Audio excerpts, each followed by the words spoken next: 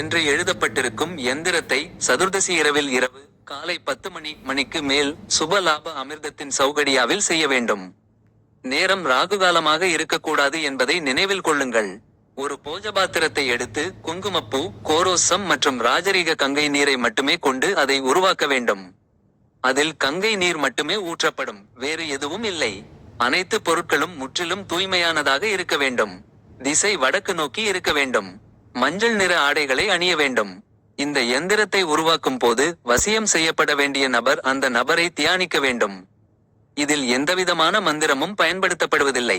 எந்திரத்தின் மூலமாக மட்டுமே மா பக்லாமுகி செய்யப்படுகிறார். பள்ளங்களில் பிலிம் என்று எழுத வேண்டும். இங்கு முழு செயல்முறையும் முடிந்த பிறகு அன்றிரவே துளசி செடியின் வேருக்கு அடியில் எந்திரத்தை துளசி செடி குடத்தில் புதைக்க வேண்டும். இந்த செயல்முறைக்கு முழுமையான தூய்மை தேவை என்பதை நினைவில் கொள்ளுங்கள்.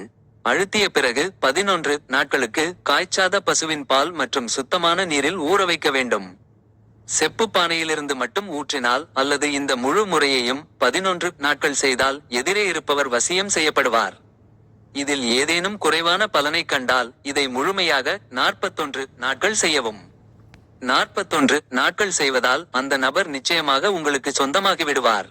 சுமார் 300 முதல் 400 பேருக்கு இடையே இருந்த கணவன் மனைவி தகராறுகள் இந்த சோதனையின் மூலம் தீர்க்கப்பட்டுள்ளன. அதாவது கணவன் மனைவிக்கு இடையேயான பரஸ்பர அன்பு அதிகரித்துள்ளது. இங்குள்ள சோதனை பக்லாமுகியின் தவறாத சோதனையாகும். இந்த சோதனை அனுபவத்தின் மூலம் மட்டுமே அடையப்பட்டது. அதாவது இங்குள்ள சோதனை ஒருவரின் வீட்டை காப்பாற்றுவதற்கு மிகவும் பயனுள்ளதாக இருக்கும்.